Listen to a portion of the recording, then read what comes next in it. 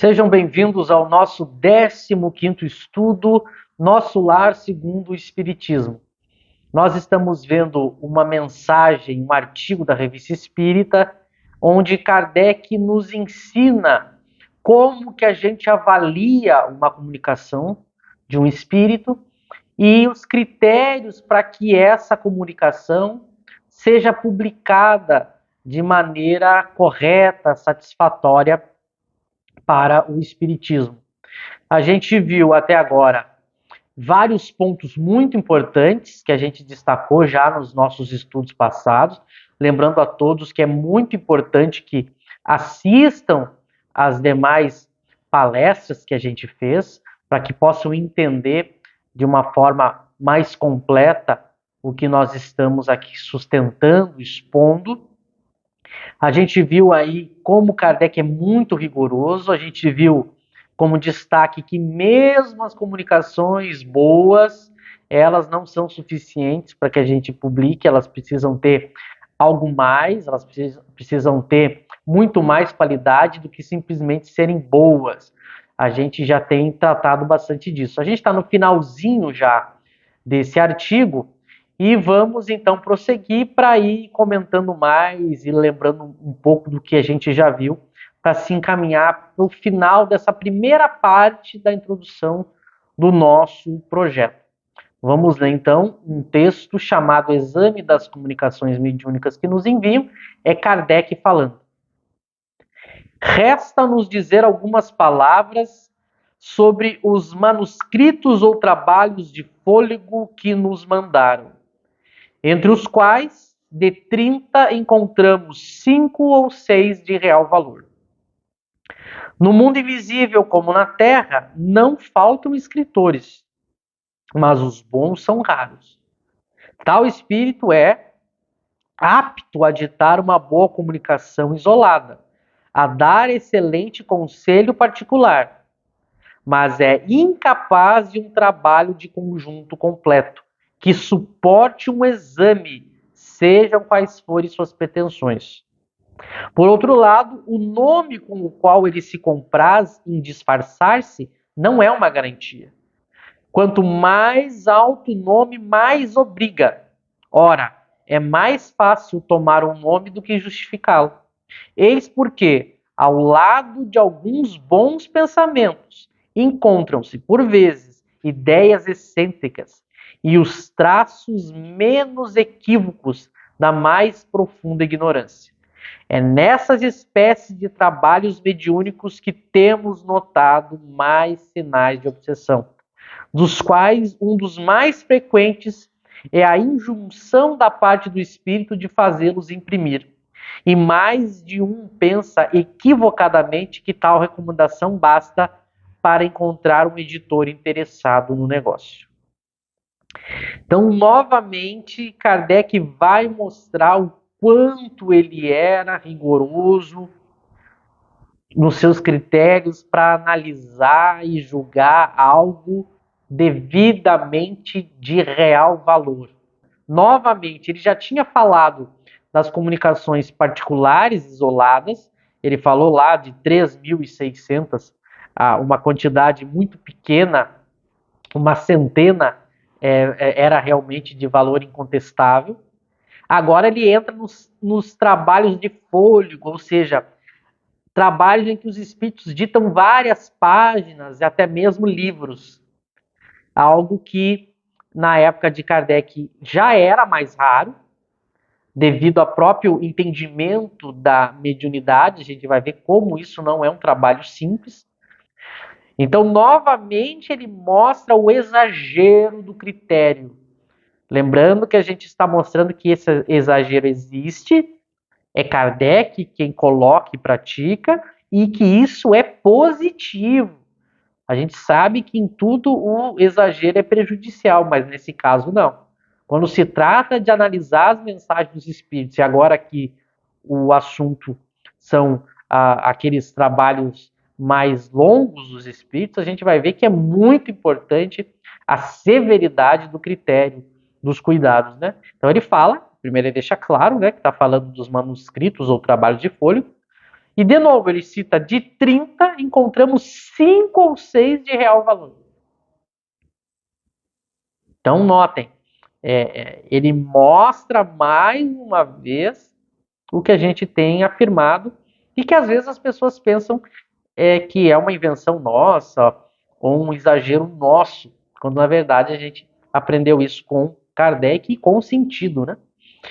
E aí ele entra então para explicar por que se nas comunicações isoladas, mesmo as boas, não servem, precisa ser mais equipada do que simplesmente ter um conteúdo ali aceitável, os livros é a mesma coisa. A gente vai ver que ele vai mostrar, olha, no mundo invisível como na Terra, não faltam escritores. Então sempre tem gente querendo falar, querendo escrever. Isso é próprio do ser humano e é próprio, evidentemente, também no mundo invisível, no mundo dos espíritos. Então não faltam escritores. Espírito para querer editar mensagem, para querer falar, para querer escrever, isso não falta. Agora, os bons são raros. Notem a informação que ele coloca. Como é aqui na Terra. Hoje, se a gente acompanhar a quantidade de escritores, a quantidade de livros que são lançados, não só espíritas, e a gente vai ver a qualidade do escrito, a gente vai ver que o número do que realmente tem qualidade é muito menor do número do que é lançado. Então, no mundo invisível, como ele está dizendo, é a mesma coisa, né? Para que a gente entenda que o processo de ter um médium e um espírito querendo ditar algo não é algo excepcional, não é algo que só se tiver uma missão vai acontecer. Como ele está dizendo aqui, não faltam escritores. Então a gente acha, não, o espírito veio e disse para o médium que era uma missão dos dois juntos psicografarem diversas obras.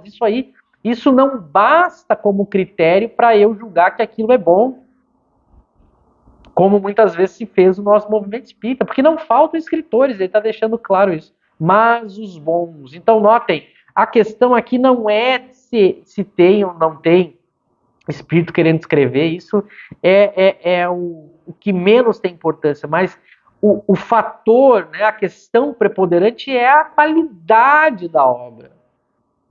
Então a gente se ateve muito no movimento espírita com essa questão. O espírito simplesmente disse que encontrou um médium, disse para o médium que ele precisava ditar aquelas obras e era uma missão do médium aceitar e divulgar essas obras.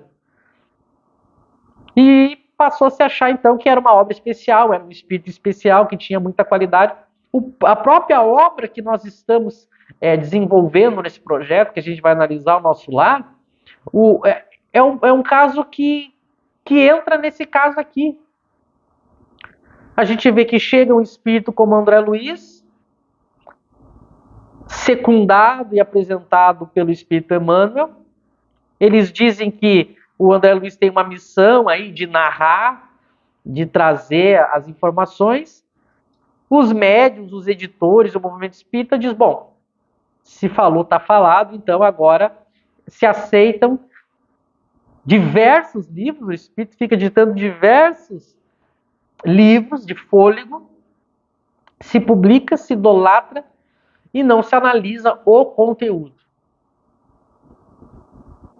Então ele coloca aqui, tal espírito é apto a ditar uma boa comunicação isolada, a dar excelente conselho particular, mas é incapaz de um trabalho de conjunto completo. Então aqui vem um ponto muito importante. Isso acontece conosco também. Às vezes é muito mais fácil a gente construir ali um textinho com uma boa qualidade. Agora, escrever um livro com qualidade é muito mais complexo. É a mesma coisa para os espíritos. Por isso que a gente vai ver que na obra desses espíritos há coisas de qualidade. O problema é que tem muita coisa ruim junto. Então, demonstrando exatamente o que Kardec está dizendo aqui, como são espíritos que, na verdade, não são superiores, eles dizem coisas boas, mas misturam. Não tem uma capacidade de fazer um trabalho grande, de qualidade. Agora, de ditar diversas obras e publicar, isso qualquer um pode fazer. Como diz Kardec, não faltam escritores. Agora, a gente vai ver que a capacidade deles de fazer algo de fôlego, como o próprio Kardec é um exemplo. Kardec fez um trabalho de fôlego, um conjunto. Publicou aí 23 obras, grandes, complexas, mas de uma qualidade, de uma profundidade estupenda, porque ele tinha essa capacidade. Agora, esses espíritos quiseram ditar aí dezenas de obras, só que eles não tinham essa capacidade. Só que eles acharam um médium que aceitou passar anos psicografando e achou também uma editora que simplesmente aceitou publicar isso e colocar isso como algo especial, algo que faz parte de uma missão e que se alguém se atrevesse a questionar, a criticar, estaria sendo contra essa missão e, portanto, uma pessoa maldosa, imoral. Então, notem, é muito simples o que ele está falando, né? Que suporte um exame. Esse é o grande problema. Notem, ele está colocando aqui. Se uma mensagem, ele já mostrou as dificuldades, um livro, então a gente vai fazer isso, né? A gente vai pegar o livro e vai analisar, a gente vai ver vários problemas na forma, no conteúdo, as contradições, o linguajar prolixo que diz várias coisas e nada tem muito sentido, uma falta de lógica nos parágrafos. A gente vai ver todos esses problemas quando a gente for estudar a obra parágrafo por parágrafo, frase por frase. Mas por que a gente não percebeu isso? Porque as pessoas não analisaram a obra com um senso crítico, não fizeram um exame. As primeiras pessoas que começaram a fazer um exame um pouco criterioso já viram que as obras elas não suportavam o exame. A gente vai ver isso quando for estudar a obra. No caso, aqui a gente está tratando do Nosso Lar, que ela é uma obra muito ruim.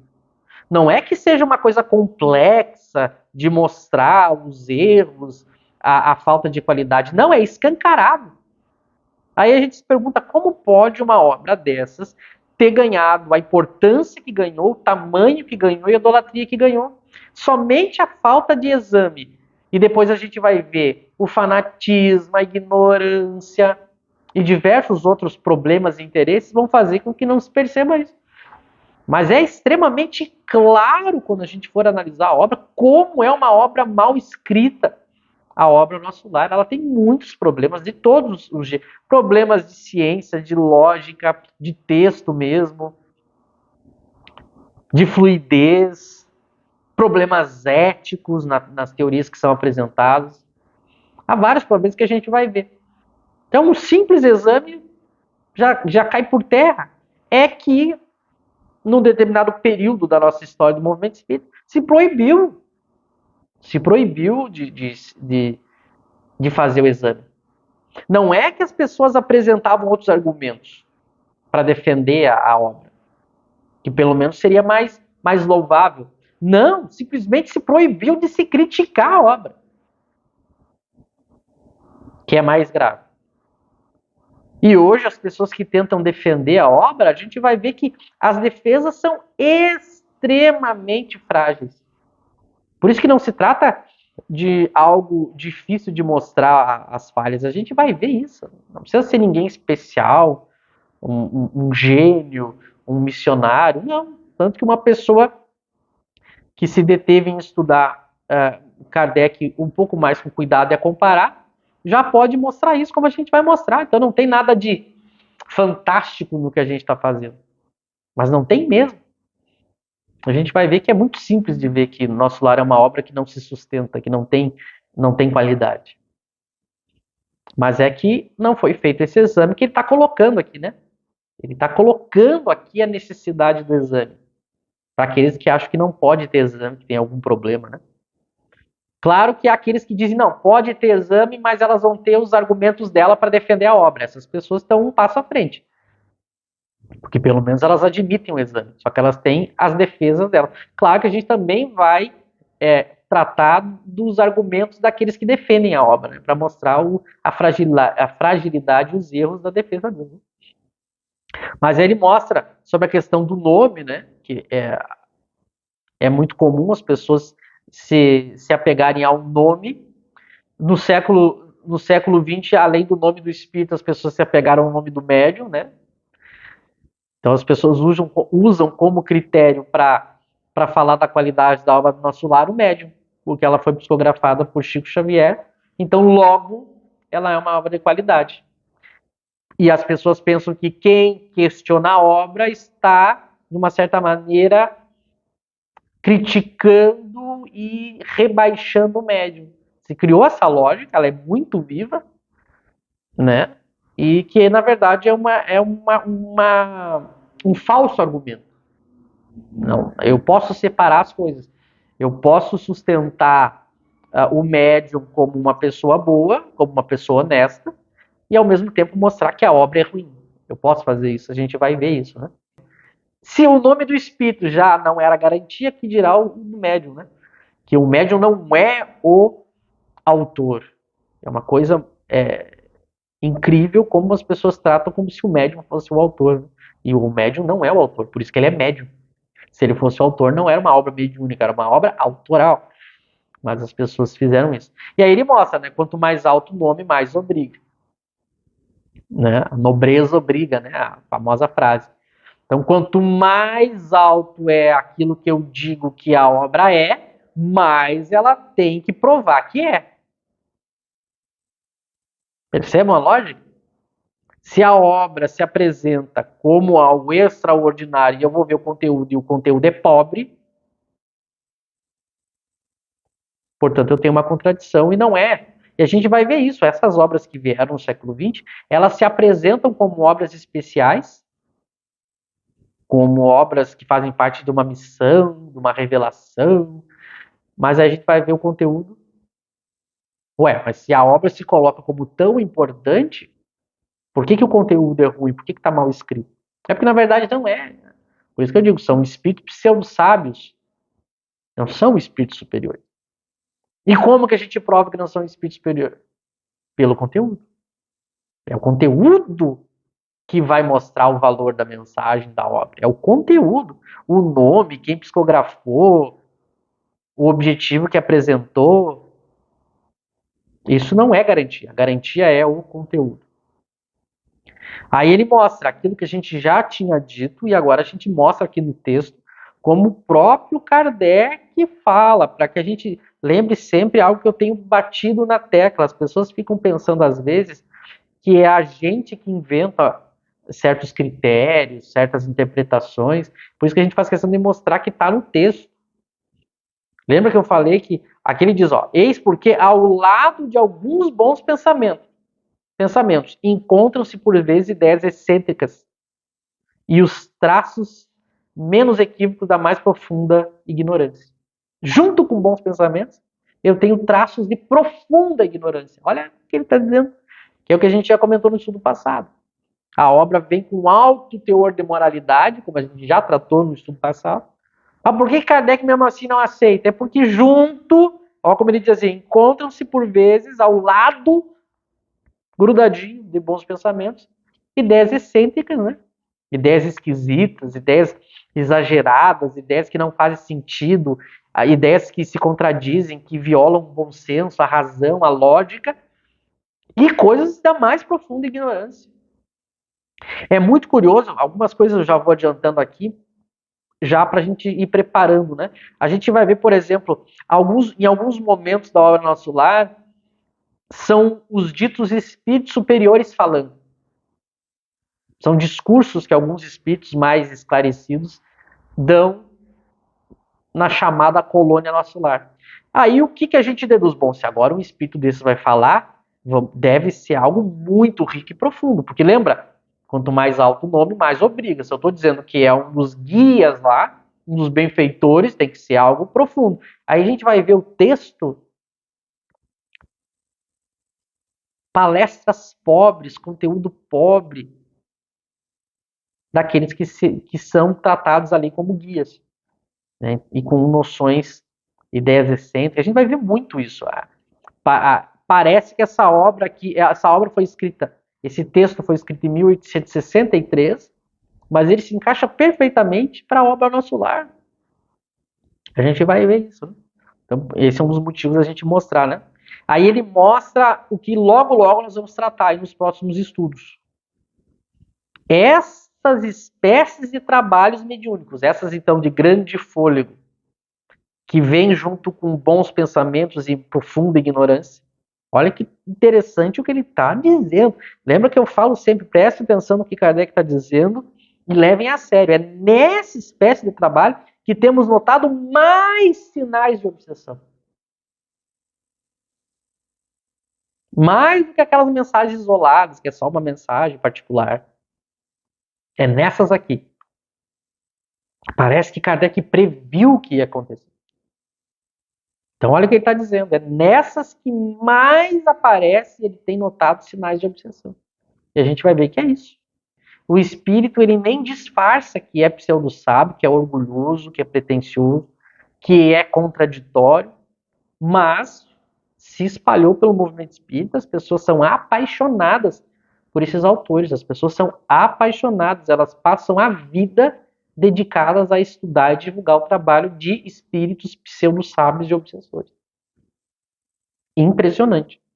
Que um simples exame vai mostrar. Veja, não é um exame complexo, volto a repetir, é um simples exame, a gente analisa e vê os absurdos. É que essas pessoas não fazem o exame e têm raiva e se afastam daqueles que fazem. Que é outra prova de obsessão. Porque o espírito inspira elas a ter antipatia daqueles que podem abrir os olhos dela. E é exatamente assim. Há pessoas que nos agridem verbalmente por a gente criticar uma obra dessa. Porque elas poderiam simplesmente dizer, dar os argumentos, dizer que a gente está errado, que é um direito delas, mas elas se transformam, as pessoas realmente fazem absurdos no movimento espírita contra aqueles que criticam essas obras. Então, mostrando justamente o que ele já dizia aqui em 1863, né? É nessa espécie de trabalho que mais a gente vê obsessão. E a gente vai ver isso, a gente tem sustentado isso no Kardec Tudo. O que fizeram com a mediunidade do Chico foi isso. Né? O que o Emmanuel e também o André Luiz fizeram, nós vamos ver que são características do médium obsediado. E o espírito ali dizendo que é superior, fazendo escrever sem parar, e dizendo que tem que imprimir, como ele diz aqui, né? O espírito, ele inclusive diz, olha, a gente tem que ditar essas obras, você tem que receber, você não pode questionar, se você questionar, você está errado e a gente vai ter algum tipo de consequência, coloca medo no médium, coloca o médium contra aqueles que vão examinar, isolam o médium, procuram pessoas que bajulam ou idolatram o ego, o orgulho do médium. Nota tudo o que aconteceu. Parece que pegaram uma lista de tudo que podia ser feito de errado para dar errado e colocaram em prática e deu errado. E enquanto isso, Kardec foi escanteado. E esses espíritos são astutos porque chega a um ponto que eles nem disfarçam mais, eles realmente tiram o que é bom da jogada e ficam só eles falando. E ditando obra, ditando obra, ditando obra, ditando obra, ditando obra. Tudo que eu estou dizendo aconteceu. Aconteceu. Não foi proibido de criticar, de analisar. As obras foram tidas como divinas. E os espíritos não pararam de editar elas. Escravizando, num certo sentido, o médium. Que não tinha vida. Todos sabem disso, né? Então ele deixa muito claro, muito interessante como Kardec. É óbvio que isso já acontecia na época dele, por isso que ele escreveu isso, né? Se a gente tivesse estudado Kardec e seguido Kardec no decorrer dos anos que se passaram, no século XX não tinha acontecido o que aconteceu. Então é muito importante que a gente se atente para isso. Até o próximo estudo.